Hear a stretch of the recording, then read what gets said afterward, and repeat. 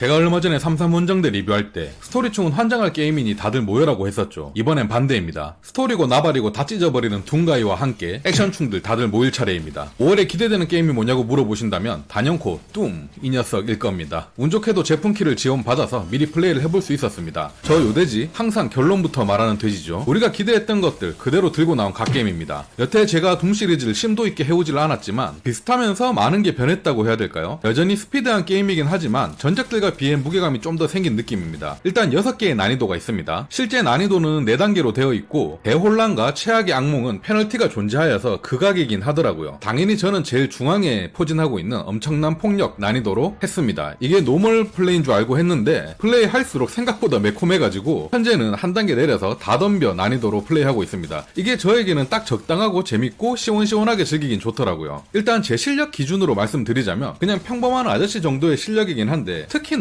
2D 플랫포머 장르랑 FPS 장르는 진짜 못하거든요. 그래서 아마 여러분들은 다덤벼 난이도로 하면 좀 쉽다고 느끼실 수도 있어요. 전 이것도 은근히 죽어가면서 하고 있는 중입니다. 어차피 근데 게임 하면서도 난이도는 맘대로 이렇게 바꿀 수 있으니까 플레이 해가면서 나한테 맞는 걸로 이렇게 좀 조절하면서 하시면 될 것 같습니다. 총 22개의 스테이지로 이루어져 있고요. 한 스테이지당 30분에서 1시간 정도 걸리는 것 같더라고요. 그래서 생각보다 플레이 타임이 짧진 않겠다 싶었습니다. 보통 이런 액션 게임들 거의 12시간 아니면 끝나는데 둠은 15시간에서 20시간 정도는 거뜬히 나올 것 같았습니다. 일단 전작들과 가장 다르다고 느낀 점은 이번 작은 공격 루트가 3가지라고 해야 될까요? 메인 공격인 총기 타격인 원거리 공격과 근거리 공격, 그리고 방패를 이용한 방어와 패링, 그리고 방패 공격, 이런 것들이 있기 때문에 공격 수단이 지루하지 않게끔 다양하게 있습니다. 요즘 죄다 패링 들어가네 하기 싫은데 라고 생각할 수는 있겠지만 제가 느끼기엔 패링 타이밍이 상당히 널널하기 때문에 소울류에서 느끼던 짜증나는 패링의 느낌은 전혀 아니었고요. 그냥 받아치는 수준이라고 해야 되나? 박자 맞춰서 누른다기보다는 그냥 대놓고 눈으로 보고 패링 쳐도 될 정도라서 스트레스 받진 않았습니다. 근접 공격도 건틀렛, 도리깨 등을 이용해서 박살내는 타격감과 특히나 방패를 이용한 패링, 그리고 방패를 던져서 적을 두동강 낼 때의 쾌감, 여전히 좋은 총기 타격감, 이런 것들 때문에 제목을 둠 더 다크에이지가 아니고 둠 더 도파민으로 했어야 되는 게 아닌가 싶을 정도로 도파민이 극에 달하는 게임입니다. 상당히 자극적이고 시원하고 스트레스가 풀려요. 거기다 하드코어한 락 음악까지 같이 나와주니까 더욱더 과격하고 자극적입니다. 요즘 스트레스 받는 일들이 조금 있었는데 지금은 시원시원합니다. 이런 게임 때문에. 그리고 총기 종류가 8개 정도 있었던 것 같은데 타 게임들과 다르게 내가 좋아하는 무기 하나만 쓰게 되는 타입이 아니고 거의 8개의 모든 무기를 그냥 다 쓰게 되는 타입이라서 이게 저는 너무 마음에 들었어요. 다들 아시겠지만 이번 작 역시 장전 개념이 없습니다. 총알이 오링 나면 총알을 주워 쓰던가 다른 총을 써야 하는데 그렇다 보니까 총을 막 갈기다 보면 금세 오링 나고 다른 무기를 쓰게 되고 그 사이에 또 다른 총알을 줍게 되고 이런 식이랄까요? 그냥 자연스럽게 여러 무기를 사용하게끔 시스템이 되어 있는데 이런 점들 때문에 반복적인 전투를 하다 보면 물릴 수가 있는데 그런 여유가 없게끔 만드는 것 같았습니다. 그리고 챕터를 좀 진행하다 보면 또 유저들이 지루해질 걸 고려해서 드래곤 타고 다니면서 사냥을 하는 챕터라든지 거대 로봇을 조종하는 챕터라든지 이런 게 가끔씩 포진되어 있기 때문에 환기가 되는 역할을 해줘서 지루할 새가 없었습니다. 보통 이런 특별 챕터 같은 경우에는 이게 더 재미없어서 오히려 불호일 때가 많은데 이런 부분들마저도 새롭게 재밌게 잘 만들어놨더라고요. 거기에 어떻게 보면 당연한 거지만 요즘 게임에선 찾아보기 힘든 최적화가 아주 좋은 것 같았습니다. 제가 이번에 컴을 업그레이드해서 그런 걸 수도 있겠지만 그걸 감안해서도 4K로 게임을 돌리는데도 CPU는 20% 이하, GPU는 60% 이하로만 돌더라고요. 아마 낮은 사양에서도 잘 돌아가지 않을까 생각합니다. 그리고 플레이하면서 단점들은 어떤 게 있을까 하면서 좀 찾아봤는데 일단은 스토리겠죠. 이건 제가 전작들 스토리에 대해서 제대로 알지 못해서 그런 걸 수도 있겠지만 그냥 이 게임만 딱 했을 때 둠 시리즈 이번에 입문작이다 하고 봤을 때 스토리는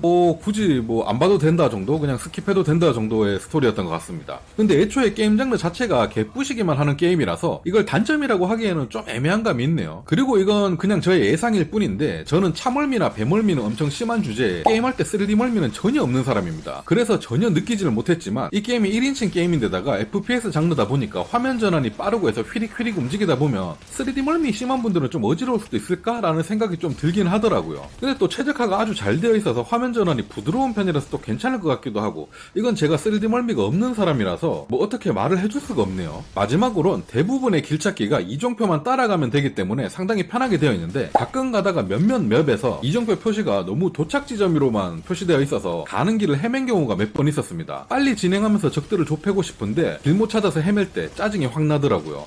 근데 아직까지 이런 구조는 2번밖에 없었고 대체적으로는 길 찾기 쉽게 되어 있긴 했습니다. 굳이 끄집어낸 단점도 장르 특성을 생각하면 단점이 맞나 생각이 들기도 하는 정도이긴 하네요. 애초에 장르의 색깔과 게임의 스타일이 너무 너무나도 확고하고 명확한 게임이라서 처음부터 게임할 때 스토리만 보시고 이런 속도 빠르고 자극적인 전투 안 좋아하시는 분들은 애초에 구매하실 생각을 안 할 거고, 액션 좋아하시는 분들은 알아서 구매하실 테니까 어떻게 보면 굳이 리뷰를 찾아봐야 될 필요는 없는 게임인 것 같기도 하네요. 이렇게 보면 그럼 내가 할 일이 없어지는 건가? 안 되는데. 그럼 일반판 기준 15일, 프리미엄 에디션 기준 13일 자극적인 액션의 세계로 다시 한번 다이빙 해봅시다. 진짜 여러분들에게도 개터프하고 화끈한 게임이 될 거라고 생각합니다. 그럼 저는 13일이나 15일에 또 다른 둠 영상으로 새로 찾아뵙도록 할게요. 감사합니다.